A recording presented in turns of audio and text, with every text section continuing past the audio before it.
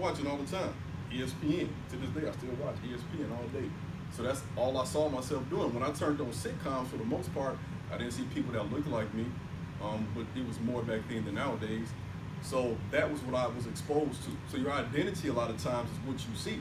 And we don't look in the mirror all day. We don't walk around like this unless you're on the phone, checking your hair, selfies all day, snapping. You could be doing that. Some people do that. Some people do. I mean, I vlog a little bit. I know I'll be doing the same thing a little bit. But most of the time, we're looking at other people, and then we see ourselves in that, whether it be a negative or positive thing. So if we don't match up with that, we get depressed. You know what I'm saying? And if we don't see somebody that looks like us, how can we flip that? I see that with my kids. I try to put so many positive black images in their face because all they see on Disney, white girls with long blonde hair.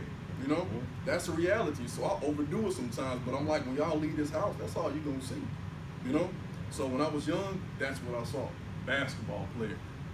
I went from 5'9" to 6'2" from 8th to 9th grade. So I'm like, shoot, I might be 6'7" one day. Didn't happen. But I remember it was one point, I think around like middle school to high school, where I started to look at it differently.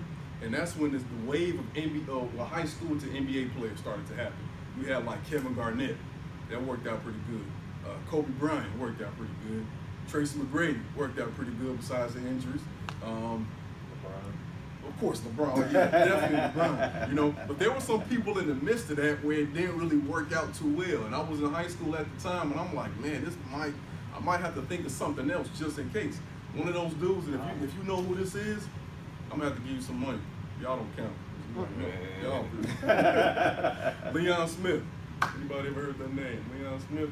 I had to look him up because I forgot him for a little bit. Leon Smith.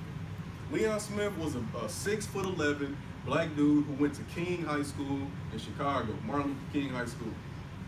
He was projected to be like a first-round pick, fresh out of high school. This is like a couple years after Kobe and T-Mac and all of that. So people thought he was going to be the next like Kevin Garnett something. So he gets drafted by the Dallas Mavericks. Long story short, his career did not even go one game. Didn't last a game at all. This dude had a lot of mental health issues. I think he was adopted when he was a child. Just very unstable, and it didn't work out for him. Now he had the talent, he had the skill, but he might have had an identity crisis, and he had some things that weren't working out. And that's a whole nother side topic of us not being able to reach our potential because we don't deal with skeletons in our closet or just mental health issues, especially in our community. So when I saw that happen, I'm thinking, this dude's 6'11". What is he gonna do for the rest of his life? Like, you probably 19, 20 now. You maybe play overseas for a little bit, but then what? And I started to think a lot more critically at that point stage in my life. Like, it has to be a lot more than that. And then you get to a point when you get older and all your favorite players retire. Nothing hit me harder than when Jordan retired and came back and looked like a regular player. I'm like, dang. Washington Wizards.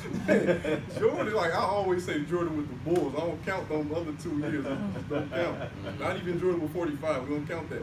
But I'm like, Jordan is 40 years old. He came back partly because he couldn't stop. Also because I don't know if he's the best team manager. It's a hard job. But he wants to play. They always say the best players don't make the best coaches. So he came back because his team was struggling. They still ain't make the playoffs. And I'm like, man, what is it besides that? So this is what I found out as an NBA player, right? And let's look at this in terms of being an entertainer, period. Think about how many movies come out to the theaters every year. You're talking about being a big actor or actress, right? Even less nowadays because of Netflix, Amazon, Hulu, YouTube TV, all that stuff. You see the same 5 or 6 actors and actresses and all this stuff, You think about basketball, 30 teams. How many players on each squad? Maybe 12. Maybe 8 to 10 are in the regular rotation. So that's 30 times 10. We're talking like 300, right? Maybe so we do the math. That's about 360. Let's say it's 15. At the most 400-ish. And if you're playing in the D League, you're making 50. I think at the most 50,000. You know what I'm saying? Which ain't a bad salary, but it's a big jump from 50,000 a year to some dudes making 50 mil a year now, it seems like. So when you do the math, that means that I would have a 0.03% chance to make the NBA if we're considering American athletes, okay?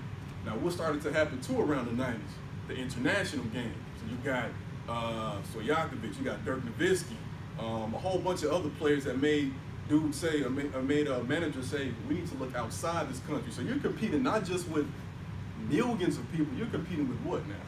Billions. So the first thing I want to put in you all's head is, when you're thinking about a career or a job, the money is behind the scenes, okay? So the money is behind the scenes. If you need to write that down, write that down. I want y'all to run away from everything they show y'all in excess. All they show you is LeBron, LeBron, LeBron. You don't even understand, he got a whole team of people around him that's rich off him. And not that they're milking him, but he put them on.